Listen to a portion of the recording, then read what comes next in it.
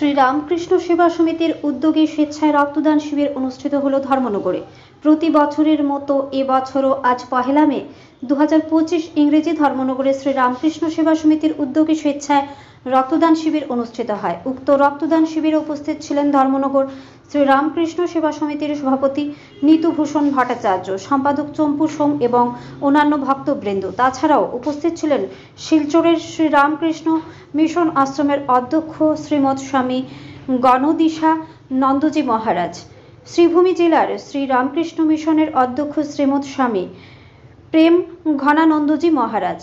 আজকের এই রক্তদান শিবির সম্পর্কে জানা যায়, পহেলা মে রামকৃষ্ণ মঠ মিশনের প্রতিষ্ঠাতা দিবস। এই প্রতিষ্ঠা দিবস উদযাপন উপলক্ষে 2021 ইংরেজির পহেলা মে থেকে ধর্মনগরের শ্রী রামকৃষ্ণ সেবা সমিতিতে স্বেচ্ছায় রক্তদান শিবির হয়ে আসছে। এবছরও 25তম বর্ষ এবং আজকের এই রক্তদান শিবিরে সহযোগিতা করেন ধর্মনগর ব্লাড ব্যাংকের চিকিৎসক সহ কর্মীবৃন্দ। তাছাড়া সহযোগিতা করেন ভলান্টারি ব্লাড ডোনার্স অ্যাসোসিয়েশন ধর্মনগরের সদস্যগণ। শিবিরে মোট 21 জন পুরুষ ও 5 জন মহিলা স্বেচ্ছায় রক্তদান করেন। ধর্মনগর থেকে নিজস্ব প্রতিনিধির রিপোর্ট, আরি ধর্মনগর। শাস্ত্রে 3 ধরনের দানের কথা বলা আছে।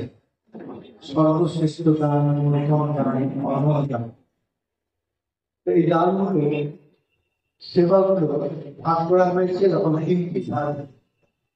এর মধ্যে অধম দান যেটাকে বলা হচ্ছে, আমরা যখন মানুষকে খাবার দিই, একবেলা খাবার দিলাম, খেলে গেল, এটা একবেলার মধ্যেই শেষ হয়ে যাবে, দ্বিতীয় বেলাতে আবার দেখবেন, এটা অধম দান। আর মধ্যম দানের ক্ষেত্রে বলা হচ্ছে বিদ্যা দান। একটা ছেলেকে যদি আমরা লেখাপড়া শিখিয়ে মানুষ করে দিতে পারি, আমি একটা জীবন সে আনন্দের সঙ্গে সংসারকে কাটাতে পারবে।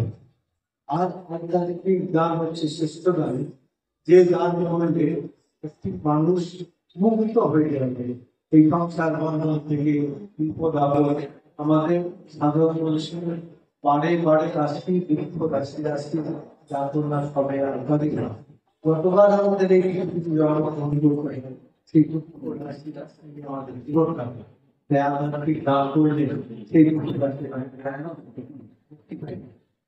আজকে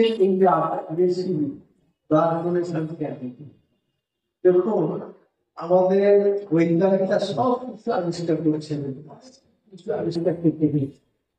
কিন্তু রক্তজনিত আবিষ্কার করতে পারে। আর আমাদের মানব শরীরে বেঁচে থাকার জন্য যে রক্তের কিছু প্রয়োজন, শরীরের এত লিটার রক্ত দরকার একটা শরীরে, তাহলে শরীরটা টিকে থাকবে। আমাদের শরীরে যত রকমের প্রোটিন আছে, যন্ত্রটা শরীরের ভিতরে যন্ত্রটা অতটা রক্ত যেমন করে পারবে তৈরি করে দেবে। অন্যান্য অঙ্গ সব শিথিল হয়ে যায়, কিন্তু সে রক্ত তৈরি করে দেবে, শরীরটাকে টিকিয়ে রাখার জন্য। তারপরে যখন পারবে না, তখন কিন্তু শরীর দুর্বল শেষ হয়ে যাবে। দেখবেন সব আছে আমাদের বৈজ্ঞানিকদের আবিষ্কার, বাইরে থেকে রক্ত সাপ্লাই করে যদি সেই শরীরটাকে টিকিয়ে রাখা যায়। এই জন্য বাইরে রক্ত আমাদের শরীরে রাখবে, রক্ত আমরা তৈরি করতে পারি না। এই রক্ত দান ভারতে প্রচুর রক্ত লাগে, কত রকমের সকাল করতে হয়, কত কিছু করতে হয়, তার সাথে প্রচুর রক্ত লাগে। এই রক্তের সাপ্লাই আমাদের সরকার দিল না, এমনকি ব্লাড ডোনেশন ক্যাম্প করে যখন রক্ত হয়, সেটাও বেড়ে ওঠা যায়। তাই বিশেষ বিশেষ অঙ্গ ব্লাড ডোনেশন ক্যাম্প করে করে সরকারের কাজে দেয়, তারা চেষ্টা করে যতটা পারে কাজ করতে।